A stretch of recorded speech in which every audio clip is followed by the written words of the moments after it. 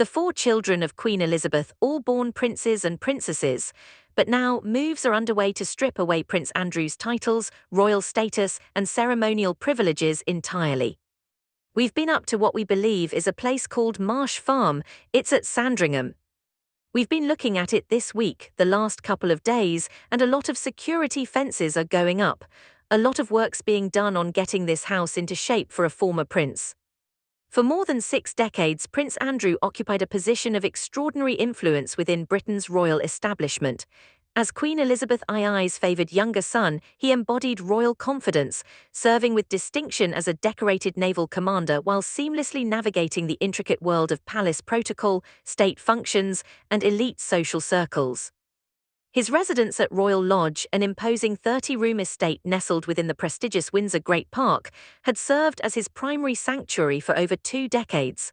This grand property witnessed him nurturing his daughters through childhood, entertaining distinguished visitors from around the globe, and sustaining the luxurious existence befitting a prominent working royal. However, recent developments suggest this long-established arrangement has concluded with shocking suddenness, creating ripples of speculation throughout royal circles about the true motivations driving these dramatic changes behind the monarchy's carefully guarded facade: the forced relocation. Multiple credible sources now confirm that Prince Andrew has been compelled to vacate Royal Lodge permanently, with his reported new accommodation carrying a deeply troubling historical significance that has left seasoned royal watchers profoundly disturbed. Furthermore, the monarch has officially declared Buckingham Palace's full cooperation with ongoing police investigations concerning a location that has repeatedly served as a discreet retreat for royal family members who have become politically or personally problematic. This destination is the remote Wood Farm cottage. Andrew's sudden evacuation from Royal Lodge unfolded with remarkable speed, catching even experienced palace insiders completely off guard. No formal ceremonies marked his departure, no elaborate transition protocols were observed. No meticulously crafted official statements were released to explain the circumstances, the confrontation. Just days before his departure, Andrew faced public confrontation. Reporters were demanding to know how long King Charles had known about Andrew and Jeffrey Epstein. Listen to this moment: "Charles, how long have you known about Andrew and Epstein?" That particular evening found Andrew still comfortably settled within the magnificent Windsor residence he had called home for countless years. When dawn broke the following morning, he had vanished entirely. For an individual whose entire existence had been defined by royal ceremony and institutional privilege, such an abrupt and unceremonious departure represented something truly extraordinary. The unconventional arrangement at Royal Lodge throughout recent years, Andrew had maintained his residence at Royal Lodge alongside his former spouse, Sarah Ferguson, continuing one of the British royal family's most unconventional domestic arrangements. Their relationship had consistently defied traditional expectations since their highly publicized divorce during the turbulent mid-1990s. Yet they persisted in sharing the same expansive roof while publicly characterizing themselves as devoted companions. Sarah frequently delighted audiences by playfully declaring they represented the most contented divorced couple on the entire planet. For many years, palace officials and senior courtiers appeared willing to overlook this highly irregular living situation. However, recent months have witnessed a dramatic shift in institutional tolerance, with that long-standing patience apparently reaching its absolute breaking point. King Charles ORCHESTITS the move. Multiple well-placed sources within royal circles have confirmed that Prince Andrew harbored genuine hopes of remaining permanently at Royal Lodge throughout his remaining years, but senior decision-makers ultimately removed any possibility of choice from his consideration entirely. King Charles III, who has dedicated considerable energy towards systematically restructuring and thoroughly modernizing the ancient monarchy since his formal coronation, is widely understood to have personally orchestrated this significant relocation. Throughout his reign, Charles has methodically established greater institutional separation between the Crown's official activities and the persistent controversies that continue surrounding his troubled younger sibling. While Andrew maintains his complete innocence regarding all allegations, and Buckingham Palace consistently emphasizes his permanent removal from active royal duties, his forced departure from Royal Lodge represents a seismic transformation in his circumstances. What Royal Lodge IPISENTD? Because Royal Lodge represented far more than mere luxurious accommodation, the property functioned as a powerful symbol of status and belonging. This historic mansion occupies a commanding position within Windsor Great Park's protected boundaries, having previously served as the cherished residence of Queen Elizabeth, the beloved Queen Mother. When Andrew secured the long-term lease during the early 2000s, extensive restoration work reportedly requiring millions of pounds in investment was undertaken to meet his exacting standards. Throughout subsequent decades, this magnificent residence symbolized Andrew's enduring connection to royal privilege and institutional prestige, persisting even after his public responsibilities had suffered irreparable damage. The loss of Royal Lodge is profoundly significant. It's not just about losing a house, it's about losing his last tangible connection to the life he once lived, the status he once enjoyed, the future he once expected. The destination, Wood Farm Cottage, yet what has generated the most intense scrutiny concerns Andrew's ultimate destination. Wood Farm Cottage occupies an isolated position within Sandringham Estate's remote Norfolk countryside, sharing Royal Lodge's royal ownership while remaining dramatically modest by comparison. This unassuming 5-bedroom farmhouse stands surrounded by endless stretches of rural landscape and agricultural land, extending toward the distant North Sea horizon. The environment offers tranquility, complete seclusion, and deliberate separation from royal headquarters and ceremonial activities, but there's something else. Something darker about Wood Farm's history. Within royal family traditions, Wood Farm has consistently maintained a particularly ominous reputation, frequently serving as a discreet location for managing sensitive situations away from media attention and public scrutiny. Its complex history encompasses some of the monarchy's most disturbing and deliberately concealed episodes. The haunting history, Prince John. Indeed, Wood Farm remains inextricably linked to one of royal history's most heartbreaking and systematically suppressed figures, Prince John. Prince John represented King George V and Queen Mary's youngest child, entering the world in 1905 during a very different era. Early childhood revealed unmistakable signs of serious developmental challenges as he began experiencing severe epileptic episodes that progressively intensified over time. During that historical period, medical understanding of epilepsy remained primitive, while social attitudes towards such conditions proved exceptionally cruel and profoundly stigmatizing throughout society. Eventually, royal decision-makers chose to completely remove Prince John from all public royal engagements and ceremonial appearances. He was relocated to Wood Farm Cottage under the dedicated supervision of his loyal governess Charlotte Bill, affectionately known as Lala throughout the household. There, far removed from London's political centre, distant from elaborate court ceremonies and effectively invisible to public observation, he maintained a simple and carefully protected daily routine. He tended small flocks of chickens, enjoyed outdoor activities, and found comfort in predictable schedules and familiar surroundings. However, he never again participated in royal public life or official functions.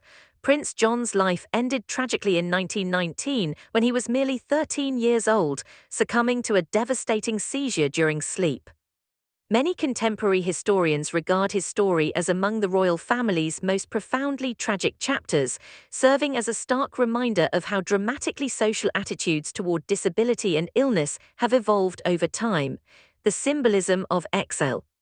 So what does it mean that Prince Andrew has been sent to Wood Farm, the same place where a royal family member was hidden away from public view over a century ago? The same place used to conceal someone the monarchy deemed too problematic, too embarrassing, too damaging to their public image. The symbolism is impossible to ignore. Wood Farm has always been the place where the royal family sends problems they want to disappear. First Prince John, hidden away because of epilepsy. Now Prince Andrew, hidden away because of scandal. During subsequent generations, Wood Farm underwent a transformation in purpose and atmosphere.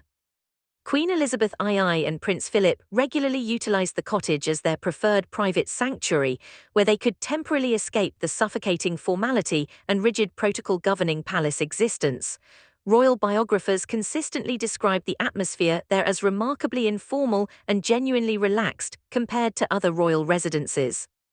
The Queen frequently prepared her own simple meals, personally handled household chores including washing dishes, and embraced a much slower pace of daily life, far removed from Buckingham Palace's constant demands and ceremonial obligations. Despite these more positive associations and pleasant family memories, the cottage continues carrying profound symbolic significance within royal institutional memory. Which explains why Prince Andrew's relocation there has generated such widespread attention and speculation among observers. ANDIW's perspective, degradation and humiliation. According to multiple reports, Andrew personally regards this forced relocation as deeply degrading and professionally humiliating. Royal Lodge had represented his primary residence for multiple decades, containing countless family photographs, personal mementos, and tangible reminders of a dramatically different period when his royal status remained unquestioned and his future seemed secure. Currently, his world appears to be contracting systematically and deliberately. Think about what this means from Andrew's perspective. He was born a prince, he served in the Falklands War. He was the Queen's favorite son, he lived in a 30-room mansion. He entertained world leaders, he represented Britain as a trade envoy. Now he's being sent to a 5-bedroom farmhouse in the middle of nowhere. The same place where royals were hidden when they became too embarrassing to acknowledge, staff refusing to serve HIM. Additional reports indicate that numerous royal household staff members have been explicitly informed they possess the right to decline serving Andrew if such duties would create personal discomfort or moral conflicts. Several staff members who previously provided services at Windsor have reportedly refused to relocate to the Norfolk estate to continue their employment. Consequently, the extensive support network that once surrounded him throughout his daily activities may now be substantially reduced in both size and scope. This is extraordinary. Royal household staff are being given permission to refuse to work for a member of the royal family. That has never happened before in modern royal history. It shows how completely Andrew's status has collapsed. He's not just losing his titles and his home. He's losing the infrastructure that supported his entire life. The people who cooked his meals, cleaned his rooms, managed his schedule, drove his cars. They're being told they don't have to serve him anymore. And many are choosing not to, the systematic erasure. What remains absolutely certain is that each calculated step appears designed to position Andrew increasingly distant from royal family activities, ceremonies, and institutional power, from Royal Lodge's grandeur to Wood Farm's humble simplicity. From one of Britain's most prestigious royal residences to a modest farmhouse situated on Sandringham Estate's furthest boundaries, let's trace the progression of Andrew's fall. Phase 1, loss of public role. After the Newsnight interview disaster in 2019, Andrew was removed from all public duties. No more ribbon cuttings, no more state dinners. No more representing the Queen. Phase 2, loss of titles and patronages. In January 2022, following Virginia Giuffa's civil lawsuit, the Queen stripped him of his military titles and royal patronages. He could no longer use His Royal Highness in any official capacity. Phase 3, financial pressure. King Charles cut off Andrew's annual allowance. Reports suggested this was around £1 million per year. The pressure was on to force him out of Royal Lodge, which required expensive upkeep. Phase 4, physical exile. Now we're seeing the final phase. Removal from Windsor entirely. Sent to the furthest corner of the Sandringham estate. Isolated. Separated. Hidden. The parallel to Prince John. The parallels to Prince John are chilling. Both were removed from public views. Both were sent to Wood Farm. Both were deemed too problematic for the monarchy to acknowledge publicly. But there's a crucial difference. Prince John was innocent. He had a medical condition he couldn't control. He was a child who deserved compassion and proper medical care, not exile and concealment. Andrew's situation is entirely of his own making. His association with Jeffrey Epstein. His disastrous Newsnight interview where he claimed he couldn't sweat and was at Pizza Express in Woking. His settlement with Virginia Gioffa.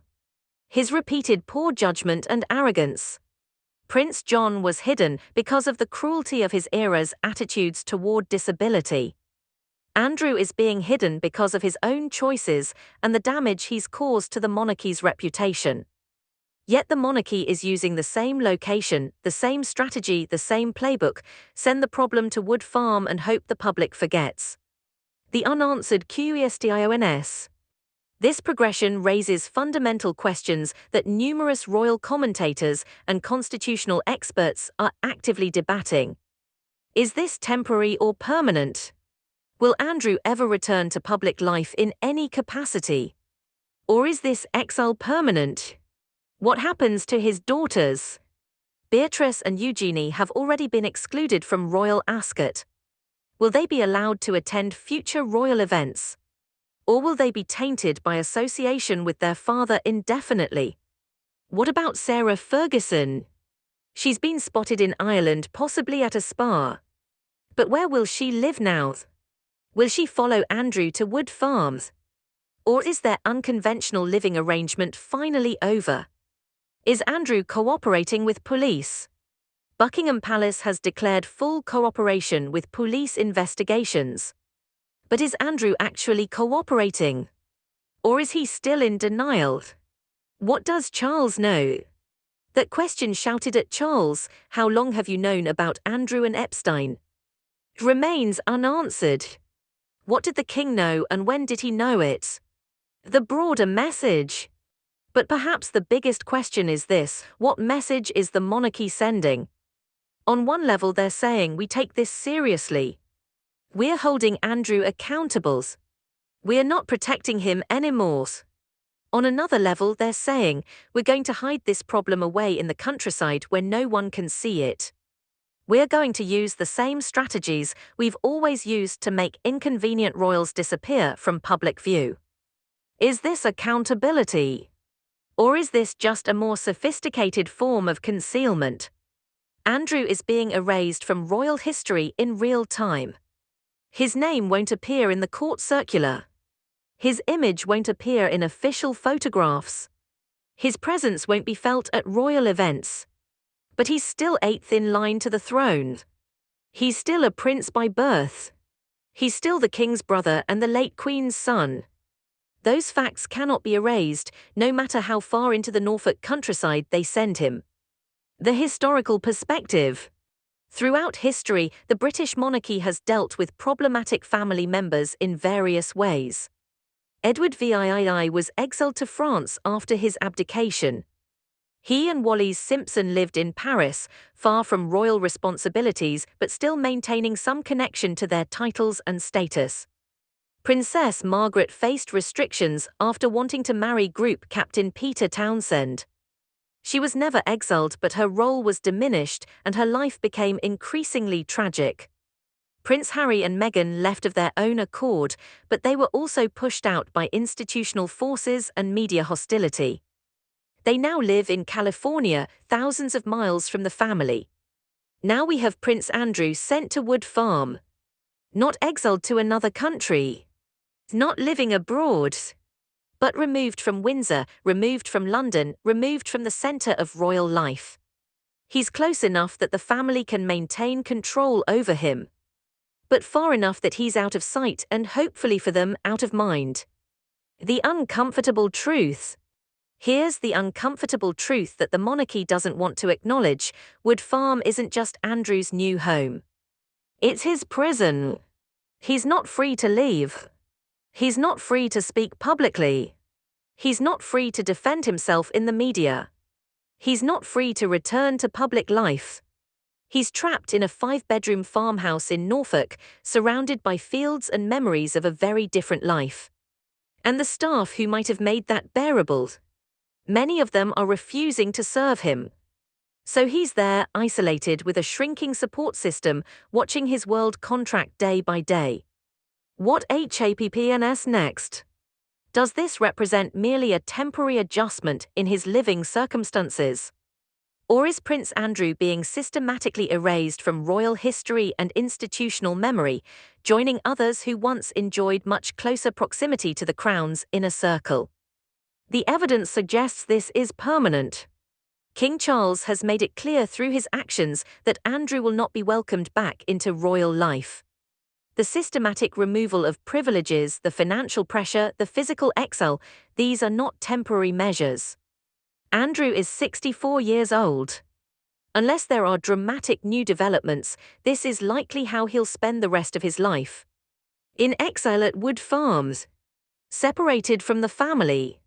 Cut off from the privileges he once enjoyed. A cautionary tale about hubris, poor judgment, and the limits of royal protection. The irony of Wood Farms. There's a deep irony in Andrew being sent to Wood Farm. This was Prince Philip's favourite retreat. The late Duke of Edinburgh spent his final years there, finding peace and tranquility away from the demands of royal life. Philip chose to be there. He enjoyed the simplicity, the quiet, the escape from protocol. He died there peacefully in April 2021. Now his son-in-law is being sent to the same location. But Andrew isn't choosing this. He's being forced.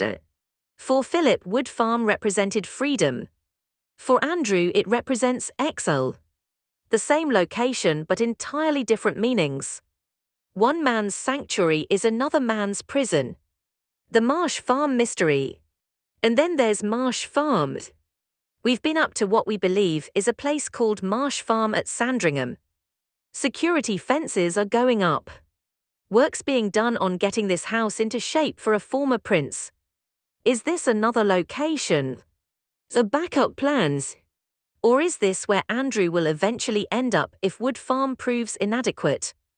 The secrecy surrounding Andrew's movements, the multiple properties being prepared, the lack of official statements, all of this suggests the palace is still figuring out what to do with him long term. The daughter's dilemma. And we cannot forget Beatrice and Eugenie. They're adults with their own families now. But they're watching their father be systematically removed from royal life. They're being excluded from events. They're facing questions about what they knew and when. Their loyalty to their father is understandable. He's their dad. But that loyalty comes at a cost. The more they defend him, the more they're associated with his scandal. The more they distance themselves, the more they're accused of abandoning him. It's an impossible position. And the palace's solution seems to be, keep them away too. Don't photograph them with William and Catherine's. Don't invite them to Royal Ascot. Don't give them any official roles. The sins of the father are being visited upon the daughters. Fair or not, that's the reality. The Queen's legacy tarnished. Perhaps the saddest aspect of all of this is how it tarnishes Queen Elizabeth II's legacy. She protected Andrew for too long. She allowed him to maintain his status and privileges long after she should have intervened. Christopher Jate, her private secretary, tried to warn her about Andrew's associations with questionable figures. She didn't listen. WikiLeaks cables in 2010 revealed diplomatic concerns about Andrew's behavior. She kept him as trade envoy.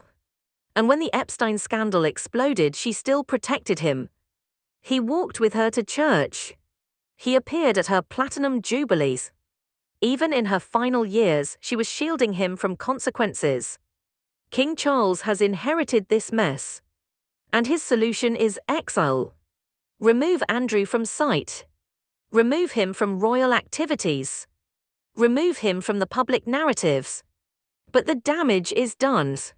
The questions remain. And Wood Farm, with all its dark history, is now Andrew's home. Conclusion: the final erasure. From Royal Lodge's 30 rooms to Wood Farm's 5 bedrooms. From entertaining world leaders to being served by a skeleton staff who may not want to be there. From the Queen's favourite son to the King's biggest problem. Prince Andrew's fall has been spectacular, systematic, and apparently permanent. The monarchy that once elevated him, protected him, and celebrated him is now doing everything in its power to make him disappear. Wood Farm isn't just a cottage in Norfolk. It's a symbol, a message, a warning. It says no one is too royal to fall. No one is too protected to face consequences. And when you become a liability to the crown, even being born a prince won't save you. The 4 children of Queen Elizabeth, all born princes and princesses. But only some will remain so. Prince Andrew's royal life hasn't just fallen apart.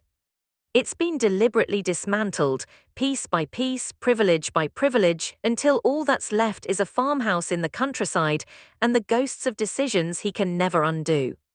Share your thoughts on these developments. And if you're interested in receiving updates about the latest royal revelations and the carefully concealed stories operating behind the monarchy's public facade, please subscribe for continued coverage. This is the story of a prince who became a problem. And problems in the royal family get sent to Wood Farm.